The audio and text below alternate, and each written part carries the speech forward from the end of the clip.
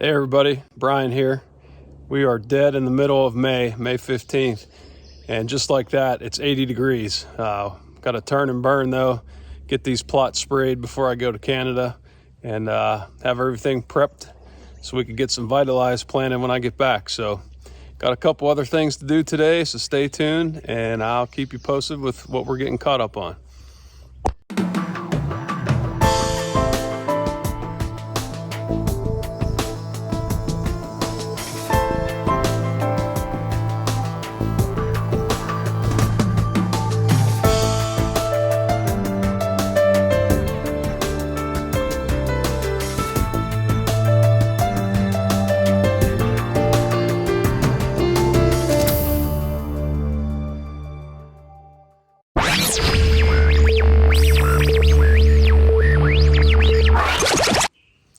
Okay, before we get started here, see I got 41% glyphosate.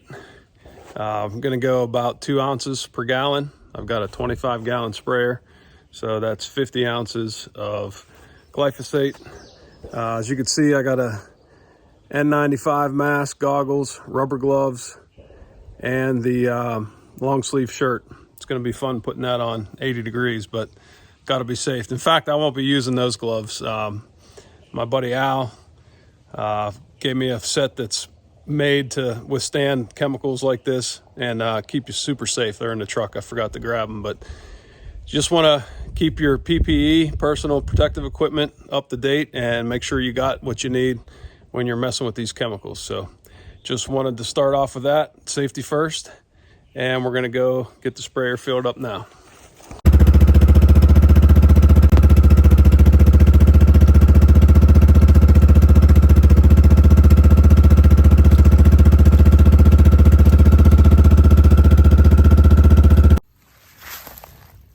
See, this alfalfa came back nice. A little bit of grass and some broadleaves in there, but I'm taking care of that right now with some spray. You can see the majority of it's beautiful alfalfa. It's already getting hammered here.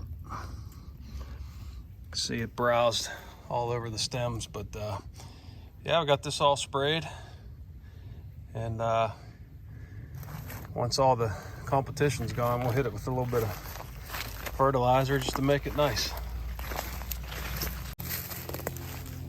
Quick update on our little plum thicket here that we started. These trees are super healthy. Looking really good. Just keep an eye on them, try to keep the weeds down, and be in business. Might even be able to put a little clover in here or something. You can see every one of these. It's doing great. Everything leafed out, super healthy.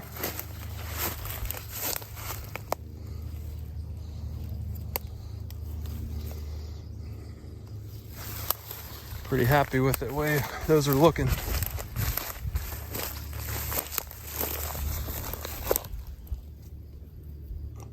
So yeah, we'll get these started, maybe put a couple more in here and spray this out. We put some vitalized down or something instead of having all this grass in here. And this spot, if you remember from our tree planting video earlier this year, leads out to a pretty good size power line. This side has never been planted before. Down over there across the road is where we had the first plot last year, but I'm gonna spray all this today, and this will get some vitalized. One of our chestnuts here. Nice healthy looking tree also. Pretty happy with this. Yeah, so I'm just gonna keep working, keep spraying, and I'll check back in with you guys.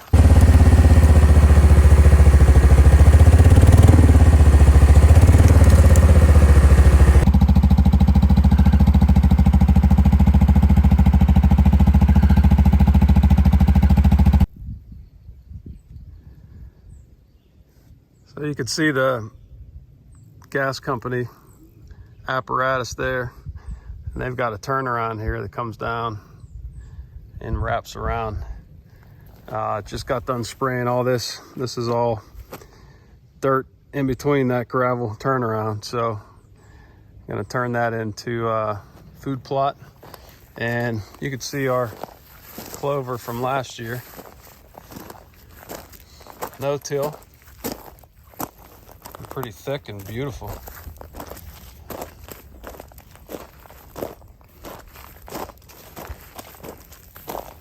Lots of places where it's nipped off. So you could do a lot with a little bit of room and a little bit of no-till. There are some grasses and some broadleaves in here, but the deer don't care.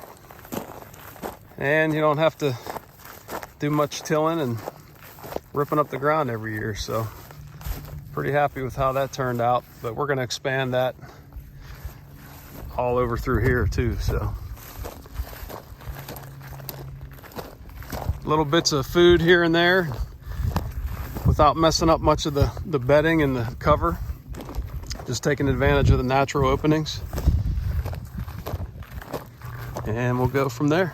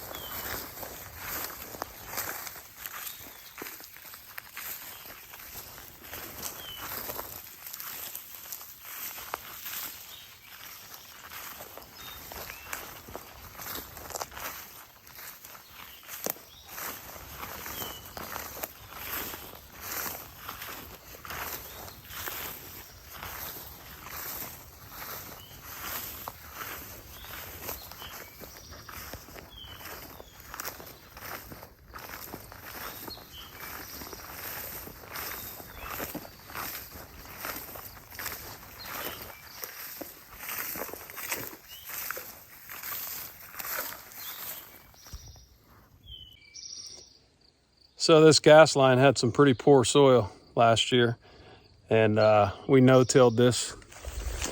And you can see it's not perfect, but lots of crimson clover coming up, some white clover, lots of grains. Can't complain about this at all. Pretty happy to see this coming back by itself this year. Shouldn't have to do too much here. Maybe just control the grasses and throw in some smaller seeds again and crimp this stuff over once it gets a little bit taller. So we'll keep plugging away, and I'll keep you posted. Quick update on the apples we planted this year. There's a keener, doing very well.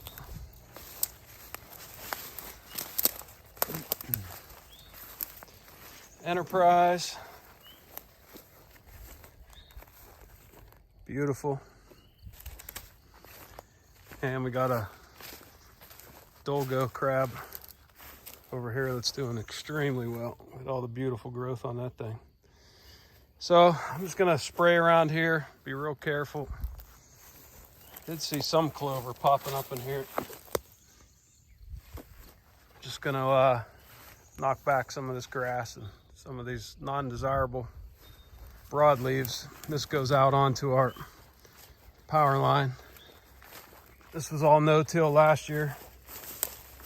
Most of it is pretty thick white and crimson clover. There's some chicory popping up. A few grains.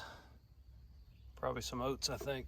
But yeah, there's a lot of chicory popping here. Pretty happy with this though. Coming back really nice. Don't really have to do much. We have this power line here, and there's a gravel road, crosses the road and drops back down. See a few of these holes here. I'm just putting the screen of Miscanthus in.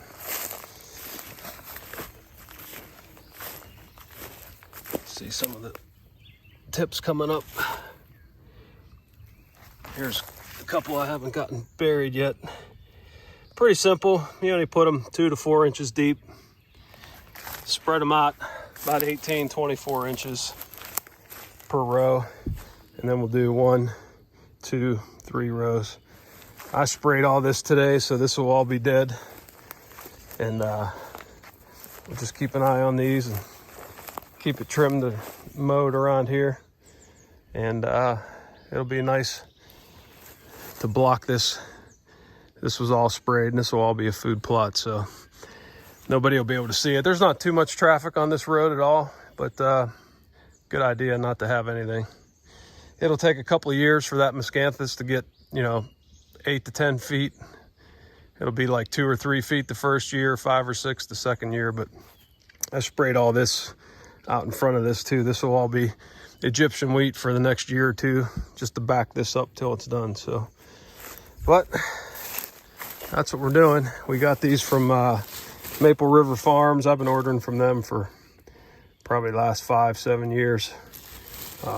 They always do a nice job. They've been doing it for years and years before it got popular with habitat managers. So just stick with them, and really good price and really good family business.